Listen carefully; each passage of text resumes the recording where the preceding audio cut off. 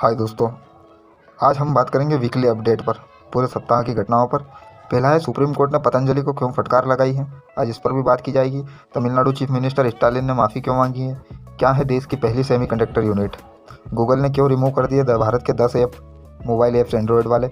Motivational speaker Vivek Bindra को लेकर supreme court ने क्या कहा, एक नई समुद्री प्रजाति है मिली है जिसको राष्ट्रपति द्रौपदी मुर्मू का नाम दिया गया है। दुनिया का सबसे बड़ा सांप ये जो है अमेजन में मिला है, इसके बारे में भी आज हम चर्चा करेंगे। अनंत अंबानी जो मुकेश अंबानी के पुत्र हैं, उनकी राधिका के साथ वेडिंग की जो व्यवस्था है की जा रही है जामनगर के अंदर, सरकार ने क्या किया है उसके बारे में बताएंगे आज।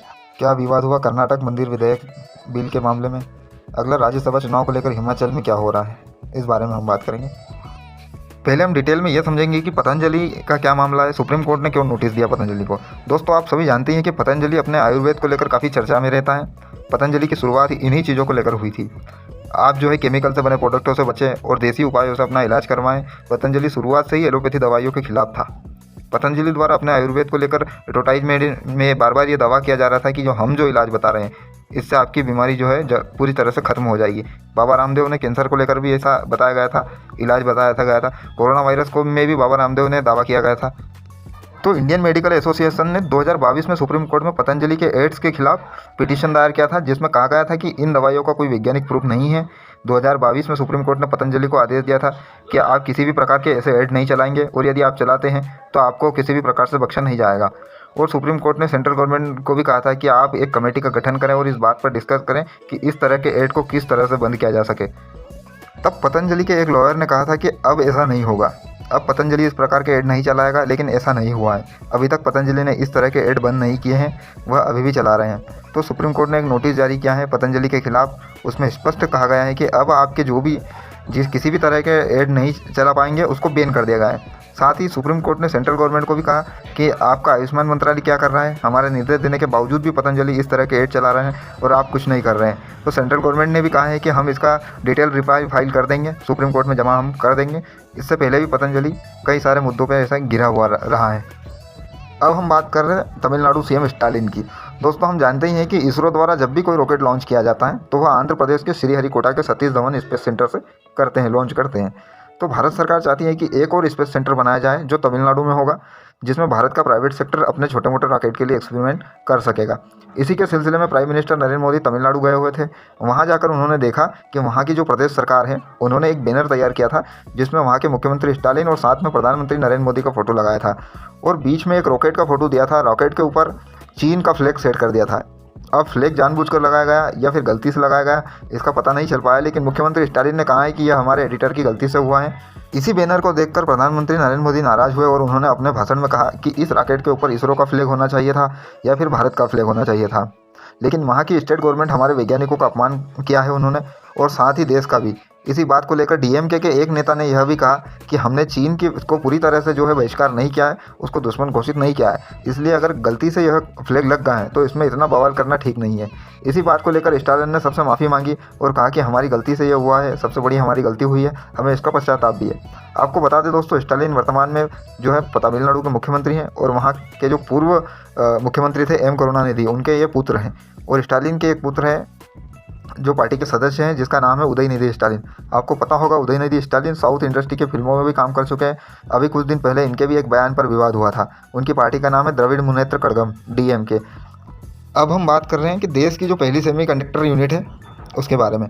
गुजरात के धुलेरा में रतन टाटा जी एक ताइवान की कंपनी के साथ मिलकर सेमीकंडक्टर यूनिट बनाने जा रहे हैं, जिसमें भारत सरकार भी इसका समर्थन कर रही है। यहाँ 3 यूनिट भारत के अलग अलग जगहों पर बनाई जाएगी।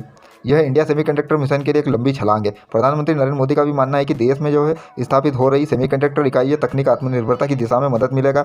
इस दिशा में भारत की परिवर्तनकारी यात्रा को और मजबूती मिलेगी। Computer, laptop, car, washing machine, ATM, अस्पतालों की मशीनों से लेकर हाथ में मौजूद स्मार्टफोन तक सेमीकंडक्टर चिप पर ही काम करते हैं, और ये चिप इलेक्ट्रॉनिक आइटम को ऑटोमेटिकली ऑपरेट करने में मदद करती है।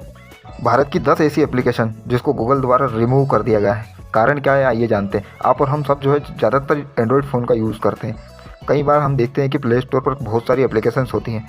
ऐसी एप्लीकेशन को गूगल द्वारा रिमूव कर दिया गया है, जिसमें से भारत के भी 10 ऐप्स हैं जिन्हें रिमूव कर दिया गया था, जिसमें से नौकरी.com, शादी.com जैसे ऐप्स थे।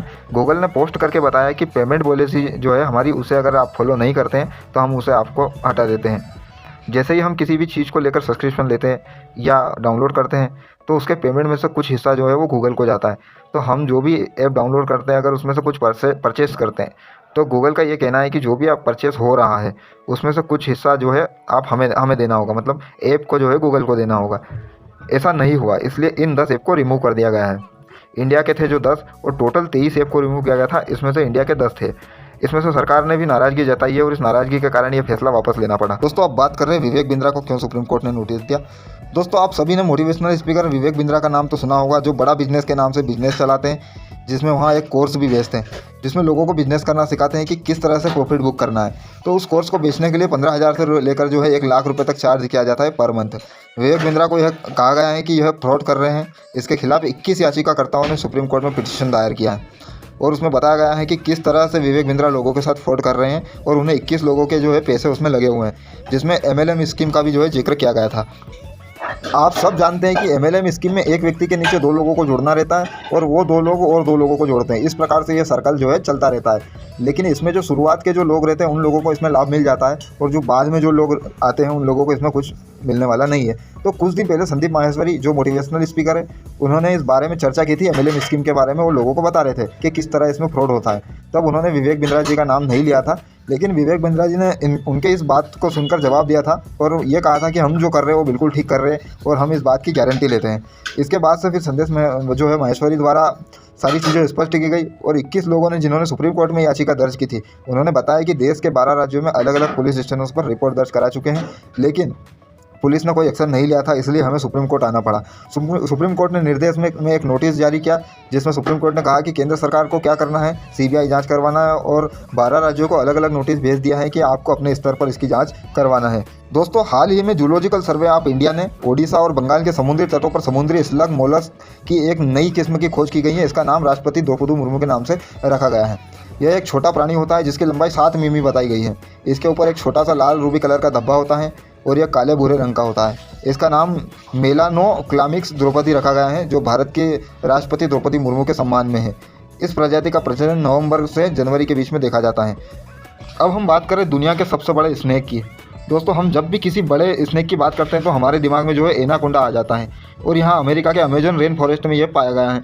अभी हाल ही में प्रोफेसर फ्रिक वोंग ने National Geographic Disney series pole to pole कर रहे थे उसमें उन्होंने एक बहुत बड़े सांप को डिस्कवर किया है, वीडियो रिकॉर्ड किया है, जिसमें बताया जा रहा है कि वह 26 फीट लंबा है और लगभग 200 किलो वजन है उसका वेट है और उसका जो हेड है, उसका जो सिर है वो मनुष्यों के साइज का है, लगभग क्या पूरा मनुष्यों के साइज का है। उन्होंने बताया है कि दुनिया का सबसे बड़ा ये एनाकोंडा है। इसका जो नाम है, इसका नाम रखा है यूनेक्टस अकाइना, इसका नाम रखा गया है। अब अपन जो बात कर रहे हैं वो अनंत अंबानी और राधिका की वेडिंग को लेकर व्यवस्थाएं जो की जा रही है उसके बारे में हम चर्चा करेंगे। दोस्तों हमारे देश के सबसे बड़े बिजनेसमैन मुकेश अंबानी के बारे में तो आप सब जानते ही होंगे। उनके छोटे वाले लड़के अनंत अंबानी का वेडिंग प्रोग्राम चल रहा है गुजरात के जामनगर में। दोस्तों केंद्र सरकार ने जामनगर के एयरपोर्ट को इंटरनेशनल एयरपोर्ट स्टेटस दे दिया है कुछ दिनों के लिए। इसका कारण यह है कि उनकी शादी में जो आने वाले वो बड़े बड़े बिजनेसमैन आने वाले हैं, जैसे बिल गेट्स और भी पावरफुल पीपल्स वहाँ आने वाले हैं। इसके लिए ये व्यवस्था की जा रही है। सिक्योरिटी का भी काफ़ी तगड़ा इंतजाम किया गया है। वहाँ पर भी चेक पोस्ट वगैरह जो है सारी चीज़ें अवेलेबल करवा दी गई हैं। इसको लेकर अपोजिशन ने भी सवाल उठाए हैं कि आप जनता का पैसा खर्च करके किसी बिजनेसमैन का इतना सपोर्ट कर रहे हैं, उनके लिए इतना खर्च कर रहे हैं। लेकिन सच्चाई क्या है ये अभी तक स्पष्ट नहीं हुआ है कि जामनगर के लिए जो व्यवस्थाएं की जा रही है, जो भी सारी चीज़ें अवेलेबल करवाई जा रही है, या इसका खर्च जो है केंद्र सरकार उठाएगी या फिर मुकेश अंबानी जी खुद उठाएंगे। दोस्तों कर्नाटक का मंदिर विधेयक बिल क्यों विवाद में, हम जानते हैं। दोस्तों वर्तमान में जो कर्नाटक में भारतीय राष्ट्रीय कांग्रेस की सरकार है, वहाँ के मुख्यमंत्री सिद्धारमैया है। मंदिरों को लेकर कर्नाटक में पहले से ही नियम बना हुआ है। उन नियमों में सिद्धारमैया सरकार द्वारा कुछ संशोधन किया गया है। दोस्तों प्रस्ताव यह किया गया था कि जिन मंदिरों की सालाना आमदनी 10 लाख रुपए से लेकर 1 करोड़ के बीच में है, उनसे 5% और 1 करोड़ से लेकर अधिक से 1 करोड़ से ऊपर जिन मंदिरों की आमदनी है उनसे 10% रकम इकट्ठा की जाएगी और जिन मंदिरों की सालाना आय 10 लाख से कम है उन मंदिरों के जीर्णोद्धार के लिए रकम लगाई जाएगी। लेकिन यह बिल पास नहीं हो पाया। वहाँ के जो अपोजिशन लीडर है, बीजेपी के जो नेता है, उन्होंने इसके खिलाफ आवाज़ उठाई और कहा कि आप केवल हिंदू मंदिरों पर ही क्यों बात करते हैं, कहीं और भी कई धार्मिक स्थल है। वहाँ की सरकार ने कहा कि अभी निरस्त हो गया है तो कोई बात नहीं है, हम इसको दोबारा लेकर आएंगे। हमारा उद्देश्य केवल सही तरीके से व्यवस्था करना है, ना कि किसी भावना को ठेस पहुँचाना है।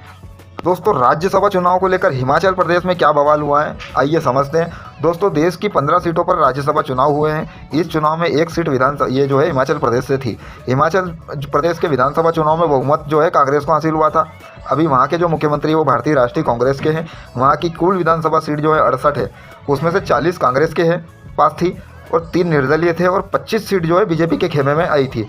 इससे स्पष्ट हो रहा था कि राज्यसभा के लिए जो भी कैंडिडेट चुन के जाएगा वो कांग्रेस का ही चुनकर जाएगा, लेकिन असल में ऐसा नहीं हुआ है। कांग्रेस के 6 विधायकों ने जो है बीजेपी के समर्थन में जो है वोट दे दिया और 3 निर्दलीयों ने दे दिया। इससे क्या हुआ, कांग्रेस के पास केवल 34 मत रह गए थे। अब वहाँ के मुख्यमंत्री ने आरोप ये लगाए हैं कि भाजपा ने गुंडागिर्दी करके हमारे विधायकों को खरीदा है।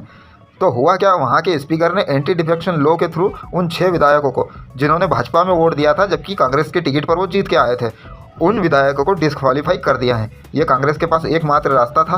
अब किसी तरह से कांग्रेस ने सीट तो बचा ली है, लेकिन अगले विधानसभा चुनाव जो 2027 में होना है, इसका कुछ क्या होगा अभी कुछ कहा नहीं जा सकता। तो वीडियो को लाइक, सब्सक्राइब एंड चैनल को सब्सक्राइब जरूर कर दीजिएगा।